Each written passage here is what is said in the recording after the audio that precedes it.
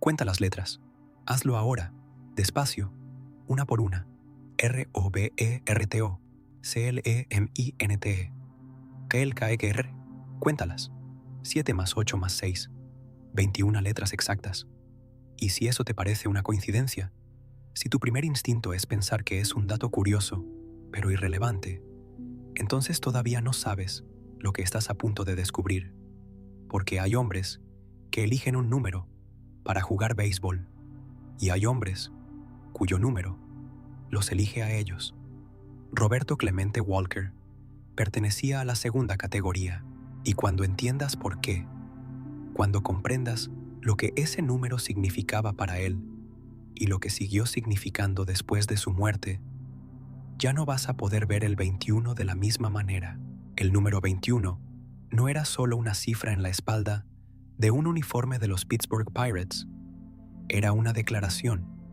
Era la respuesta silenciosa de un hombre que había pasado años siendo llamado por un nombre que no era el suyo, siendo reducido a una versión más pequeña y más consumible de sí mismo, siendo tratado como si su identidad completa, Roberto Enrique Clemente Walker, nacido en el barrio San Antón de Carolina, Puerto Rico, el 18 de agosto de 1934, fuera demasiado para caber en los titulares de los periódicos norteamericanos. El 21 era su nombre completo llevado en el cuerpo. Era la prueba de que ningún sistema, ninguna industria, ningún periodista con una máquina de escribir y prejuicios sin examinar podía quitarle lo que era. Roberto Clemente Walker es considerado por muchos la leyenda del béisbol más grande que América Latina haya producido. 17 temporadas con los Pittsburgh Pirates, 12 guantes de oro consecutivos, 4 títulos de bateo en la Liga Nacional, una media de bateo de 317, sostenida a lo largo de toda una carrera extraordinaria, el trofeo de jugador más valioso de la Serie Mundial de 1971, en lo que cronistas veteranos describieron como la actuación más dominante de postemporada en la historia del béisbol latinoamericano. 3,000 hits exactos en su último turno al bate de temporada regular, como si alguien con sentido del drama hubiera escrito el guión. Y sin embargo, ninguno de esos números, ni los trofeos, ni los récords, ni las estadísticas, que décadas después siguen generando conversación, ninguno de ellos dice lo que el 21 decía cada vez que salía al campo. El 21 decía: aquí está Roberto Clemente Walker, completo, sin abreviar, sin traducir, sin pedir permiso.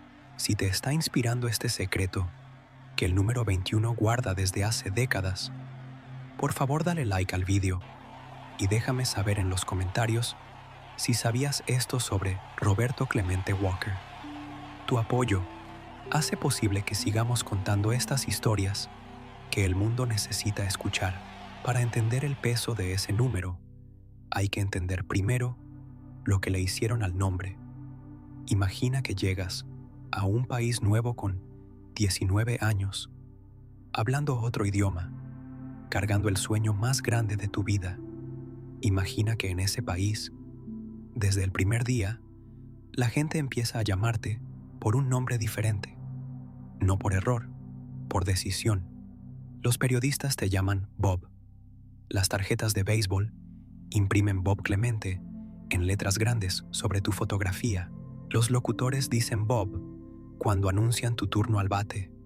Y tú, cada vez que tienes un micrófono cerca, dices con esa calma que es más poderosa que cualquier grito: mi nombre es Roberto. Roberto Clemente. No Bob, no Bobby. Roberto. Eso fue lo que vivió durante años. No una vez. No como malentendido ocasional, sino como política editorial sistemática que se aplicó con una consistencia que no podía atribuirse a descuido. Sus tarjetas de béisbol siguieron imprimiendo Bob Clemente hasta 1969, 14 años después de su debut en las Grandes Ligas. 14 años de decirle al mundo quién era y que el mundo respondiera con quien ellos preferían que fuera. La discriminación racial en el deporte tomaba muchas formas en aquella era. Algunas eran brutales y obvias. Otras eran exactamente esto: el borrado suave, persistente, casi educado, de una identidad que incomodaba porque era demasiado completa, demasiado orgullosa, demasiado irreductible para caber en el molde que la industria del béisbol norteamericano reservaba para los jugadores latinos y negros de los años 50 y 60. Pero hay algo que ningún periodista, con una máquina de escribir, pudo borrar. Algo que estaba ahí, desde antes de las grandes ligas, desde antes de Pittsburgh, desde antes de los Dodgers y Montreal y los Cañaverales de Carolina. Algo que Roberto Clemente llevaba en el cuerpo cada vez que salía al campo. 21 letras, su nombre completo, contado una por una, dispuesto en la espalda del uniforme negro y dorado de los Pirates, como una firma que el mundo podía ver desde las gradas más lejanas del estadio. Cuando los periodistas escribían Bob, él salía al campo con el 21. Cuando las tarjetas de béisbol borraban su nombre, él jugaba con el 21. El sistema podía controlar lo que se imprimía en los periódicos. No podía controlar lo que él llevaba en la espalda. Y aquí es donde la historia del número se vuelve más rica, porque el 21 no fue solo una respuesta a la injusticia, fue también, desde el principio, una conexión con algo más profundo, porque cuando Roberto Clemente Walker contó las letras de su nombre completo y eligió ese número, no estaba simplemente resistiendo el borrado de su identidad, estaba afirmando algo que en Puerto Rico, en el barrio San Antón de Carolina, en la familia Clemente, nunca había necesitado afirmarse, porque nunca había estado en duda, que su nombre, completo, con los 3 apellidos en el orden correcto en que el español los dispone, era algo sagrado, que Roberto Enrique Clemente Walker no era un nombre demasiado largo para caber en un titular, era exactamente del tamaño que tenía que ser. Pero antes de llegar a ese punto, antes de entender lo que el número significó en vida y lo que siguió significando después de la muerte, hay que ir a Carolina, Puerto Rico. Hay que ir al barrio San Antón, a una familia donde el trabajo y la dignidad no eran virtudes opcionales, sino el único camino conocido. Melchor Clemente, el padre, era capataz en una plantación de caña de azúcar y trabajaba con una constancia que el pequeño Roberto observaba desde muy temprano, como si fuera una clase magistral que nadie estaba dando formalmente, pero que se aprendía de todas formas. Luisa Walker, la madre, era una presencia moral que llenaba cualquier espacio en que entraba. Roberto era el menor de los hijos, el menor de 7, nacido en una casa grande y ruidosa y llena de vida, donde la pobreza no había destruido la alegría, sino que, de alguna manera paradójica, la había concentrado. Desde niño, Roberto practicaba béisbol con la intensidad de alguien que no necesita que nadie lo esté mirando para encontrar sentido en lo que hace. Golpeaba latas de hojalata con palos improvisados en los solares vacíos del barrio. Lanzaba pelotas de trapo contra las paredes de los edificios durante horas, solo, con esa concentración que los cazatalentos buscan y que no puede enseñarse. A los 14 años, Roberto Marín, un vendedor de la empresa Sello Rojo Rice, lo vio jugar por casualidad en el barrio San Antón y quedó paralizado, no por la habilidad en sí, sino por algo más difícil de nombrar, esa cualidad de estar completamente presente en lo que se hace, de darle a cada movimiento la totalidad de la atención disponible. Marín se convirtió en su primer mentor. Años después, cuando nació el primer hijo de Clemente, Roberto le pidió a Marín que fuera el padrino. A los 17 años, el Santurce Cangrejeros lo contrató por $40 a la semana. Era el jugador más joven del equipo.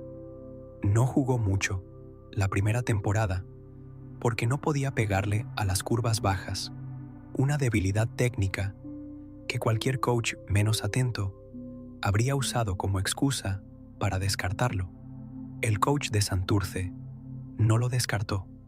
Roberto practicó con esa metodología que ya tenía de niño en los solares vacíos, no hasta que salía bien, sino hasta que salía perfecto.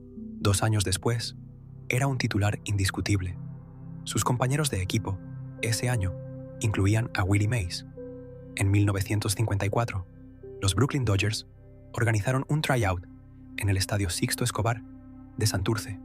El scout, Al Campanis, vio a Clemente lanzar, correr y batear, y quedó sin palabras. Los Dodgers lo firmaron por $10,000 de bono, la cifra más alta jamás pagada a un jugador latino hasta ese momento. Pero aquí es donde la historia de superación de Roberto Clemente encuentra su primera gran ironía. Los Dodgers no lo firmaron para hacerlo jugar, lo firmaron para que no jugara en otro equipo. Lo mandaron al equipo afiliado en Montreal, con instrucciones claras de mantenerlo fuera del campo tanto como fuera posible, porque una regla de las grandes ligas de aquella época estipulaba que cualquier jugador que recibiera un bono mayor de $4,000 tenía que permanecer en el roster activo del equipo mayor durante toda su primera temporada o quedar expuesto al draft. Los Dodgers apostaron a que podían esconderlo en Montreal sin que nadie se diera cuenta. No contaron con Clyde Zuckerforth. El scout de los Pittsburgh Pirates había ido a Richmond a observar a otro jugador, Joe Black, y por casualidad vio a Clemente en el calentamiento de bateo. Lo que vio lo detuvo en seco. Fue directamente a su manager y le dijo: «Ese va a ser nuestro primer pick en el draft». En noviembre de 1954, los Pirates seleccionaron a Roberto Clemente Walker con el primer pick del Rule 5 draft, pagando $4,000. Los Dodgers, que habían pagado $10,000 por esconderlo, lo perdieron por $4. Es el tipo de ironía que la historia del béisbol latinoamericano guarda con especial cariño. Clemente llegó a Pittsburgh en 1955 con 21 años, y ese peso invisible que cargan los latinoamericanos, que entran a espacios que no fueron construidos para ellos. La ciudad no tenía comunidad hispana. El inglés de Roberto era limitado. Los hoteles del sur, durante los viajes de primavera, le cerraban la puerta porque su piel era demasiado oscura. Los restaurantes lo ignoraban, y los periodistas, esos periodistas que durante 14 años imprimirían Bob Clemente en las tarjetas de béisbol, ya estaban ahí desde el principio, listos para reducirlo a algo más manejable que Roberto Enrique Clemente Walker. Fue en ese contexto, en esos primeros años de aislamiento y discriminación racial en el deporte, cuando el número tomó su significado completo. No sabemos exactamente en qué momento Roberto contó las letras de su nombre. No hay registro de la conversación, si es que hubo una conversación. Lo que sabemos es que cuando tuvo la oportunidad de elegir su número, después de sus primeras semanas con el 13, mientras su compañero Earl Smith usaba el 21, eligió el 21 en cuanto Smith se fue, y que cuando se le preguntaba por qué, respondía con esa economía de palabras que tenía para todo lo que no requería más explicación que los hechos mismos, porque mi nombre completo tiene 21 letras. Ahora bien, y aquí es donde la historia se complica, porque las grandes historias siempre se complican. Roberto Clemente no fue un santo, fue un hombre, y los hombres, incluso los grandes, tienen las contradicciones que tienen los hombres. Hubo momentos en su carrera en que la rabia que acumulaba por años de discriminación racial en el deporte explotaba de maneras que le creaban problemas con periodistas, con managers, con la propia organización de los Pirates. Hubo una época en que su reputación de jugador quejoso, de atleta que hablaba demasiado de sus lesiones, de hombre difícil de manejar, le costó reconocimientos que merecía. En 1960, después de una temporada extraordinaria en la que bateó 314,94 RBIs y ayudó a los Pirates a ganar la Serie Mundial, quedó en octavo lugar en la votación del MVP de la Liga Nacional. Octavo, detrás de 3 de sus propios compañeros de equipo. Estaba tan indignado y tan convencido de que el racismo había influido en la votación que cuando le entregaron el anillo de la Serie Mundial en 1961, se negó a usarlo. No lo usó. Eligió usar un anillo del Juego de Estrellas en su lugar. Esa decisión le costó simpatías. Había quienes lo veían como ingrato, como alguien que ponía su ego por encima del logro colectivo. No entendían o no querían entender que lo que Clemente estaba haciendo no era proteger su ego, estaba nombrando algo que el sistema prefería dejar sin nombre. Estaba diciendo, con ese gesto silencioso, de no usar el anillo, lo mismo que decía con el número en la espalda, que la injusticia no desaparece cuando nadie la señala, que un hombre puede ganar la Serie Mundial y seguir siendo tratado como ciudadano de segunda, que el silencio cómodo no es dignidad, es rendición. Roberto Clemente eligió no rendirse nunca. Eso lo hizo difícil a veces. También lo hizo inmortal. Lo que ocurrió con el número 21 después de su muerte es uno de esos capítulos de la historia del béisbol latinoamericano que merece ser contado con la misma atención que los jonrones y los trofeos. Cuando el avión cayó en el Océano Atlántico, en la última noche de 1972, cuando Puerto Rico y Pittsburgh y toda América Latina asimilaron que Roberto Clemente Walker había muerto a los 38 años, mientras llevaba ayuda a los damnificados del terremoto de Nicaragua, lo que siguió no fue solo duelo, fue algo más activo. Fue el reconocimiento colectivo, casi instantáneo, de que ese hombre había sido más grande de lo que muchos habían admitido en vida. Los Pittsburgh Pirates retiraron el número 21 al inicio de la temporada de 1973. Nadie volvería a usar ese número en un uniforme de los Pirates. El béisbol respondió de la única manera que podía responder a lo que había perdido. Suspendió el periodo de espera habitual de 5 años para la elegibilidad al Salón de la Fama de Cooperstown en agosto de 1973. Apenas 8 meses después de su muerte, Roberto Clemente Walker fue consagrado por aclamación especial, el primero nacido en el Caribe en recibir ese honor, el primero latino en ser elegido de esa manera. Y la placa que se colgó en Cooperstown llevaba su nombre completo, Roberto Clemente Walker, aunque, y este es uno de esos detalles que la historia guarda para los que prestan atención, la placa no era perfecta. Durante 27 años, la placa en el Salón de la Fama leyó Roberto Walker Clemente, colocando el apellido materno antes del paterno, invirtiendo el orden correcto del español. 27 años, con el nombre mal puesto en el lugar más sagrado del béisbol. Solo en el año 2000 fue corregida a su forma correcta. Roberto Clemente Walker, 21 letras, en el orden correcto, como él siempre insistió que debían estar. No olvides suscribirte al canal para más historias de héroes olvidados que cambiaron el mundo. Activa la campana de notificaciones para que no te pierdas próximas historias. Y cuéntame en los comentarios, ¿sabías el secreto del número 21? ¿Y sabías que su nombre estuvo mal escrito en Cooperstown durante 27 años. El impacto comunitario del número 21 se extendió mucho más allá del béisbol. La ciudad deportiva, Roberto Clemente en Puerto Rico, ese sueño que él persiguió durante años y que no vivió para haber terminado, lleva su nombre y su número como bandera.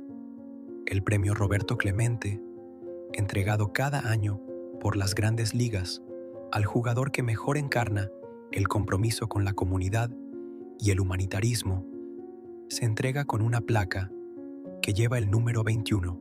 En Carolina, Puerto Rico, el estadio que lleva su nombre tiene el 21 grabado en la fachada. La pared del jardín derecho del PNC Park en Pittsburgh tiene exactamente 21 pies de altura, no por accidente, sino como homenaje permanente al número que él eligió y a la razón por la que lo eligió. Los jugadores de béisbol latinoamericano que vinieron después de Clemente, desde Orlando Cepeda hasta Iván Rodríguez, desde Carlos Beltrán hasta los cientos de peloteros que cada año salen de los mismos barrios, humildes de Puerto Rico y República Dominicana y Venezuela, heredaron algo de ese número. Heredaron la idea de que la identidad no es negociable, que puedes llegar a un país nuevo sin hablar el idioma y con el peso invisible de ser tratado como ciudadano de segunda, y aún así llevar tu nombre completo en la espalda. Que el sistema pueda intentar reducirte, abreviarte, traducirte a algo más cómodo para quienes no quieren tomarse el trabajo de pronunciarte correctamente. Y tú puedes responder con 21 letras bordadas en negro y dorado que dicen: aquí estoy, completo. Hay algo en la precisión de ese número que resulta difícil de explicar racionalmente, pero imposible de ignorar. Roberto Clemente Walker tiene 21 letras. Roberto Clemente Walker jugó con el número 21. Roberto Clemente Walker murió a los 38 años, pero vivió de una manera que hace que 38 parezcan suficientes, que hace que cada uno de esos años cuente el doble, que hace que la pregunta no sea cuántos años vivió, sino qué hizo con cada uno de ellos. La respuesta está en los cañaverales de Carolina y en los hospitales de Pittsburgh y en las clínicas de béisbol de Puerto Rico y en el Océano Atlántico la última noche de 1972. La respuesta tiene 21 letras y siempre tuvo 21 letras. Nosotros, los que llegamos después, los que conocemos su historia a través de los libros y los documentales y los estadios que llevan su nombre, tenemos la tendencia de convertir a los grandes hombres en estatuas, de pulirlos hasta que no queden aristas, hasta que la complejidad desaparezca y quede solo la leyenda. Con Roberto Clemente, eso es especialmente tentador, porque su muerte, yendo hacia Nicaragua a asegurarse de que la ayuda llegara a quienes la necesitaban, tiene la estructura de un mito. Pero él no era un mito, era un hombre que se negó a usar el anillo de la Serie Mundial porque creía que le habían robado un premio. Era un hombre que se peleaba con periodistas y con managers y con el sistema con la vehemencia de alguien que tiene demasiado que perder para quedarse callado. Era un hombre que llevaba el dolor de su espalda destrozada en silencio durante temporadas enteras, mientras los mismos periodistas que no lo habían visto jugar lo llamaban hipocondríaco. Era, en resumen, un ser humano completo. Y eso, esa completud, esa negativa a ser reducido, es exactamente lo que el número 21 siempre dijo. 21 letras, 21 años de carrera en las grandes ligas, 21 pies en la pared del jardín derecho de Pittsburgh, un nombre en el Salón de la Fama de Cooperstown que tardó 27 años en estar escrito correctamente, pero que hoy está exactamente como él siempre insistió que debía estar, como si el universo, con la paciencia que tienen las cosas que saben que tienen razón, hubiera esperado simplemente a que el mundo terminara de ponerse al día, porque hay que recordar también lo que ocurrió la noche del 31 de diciembre de 1972, con la precisión que esa noche merece. Roberto Clemente había estado siguiendo de cerca la situación en Nicaragua desde que el terremoto devastó Managua el 23 de diciembre. En menos de 24 horas, había creado el comité Roberto Clemente para Nicaragua y comenzado a recolectar suministros. 3 envíos de ayuda llegaron a Managua y los 3 fueron interceptados por soldados del gobierno de Somoza antes de llegar a las víctimas.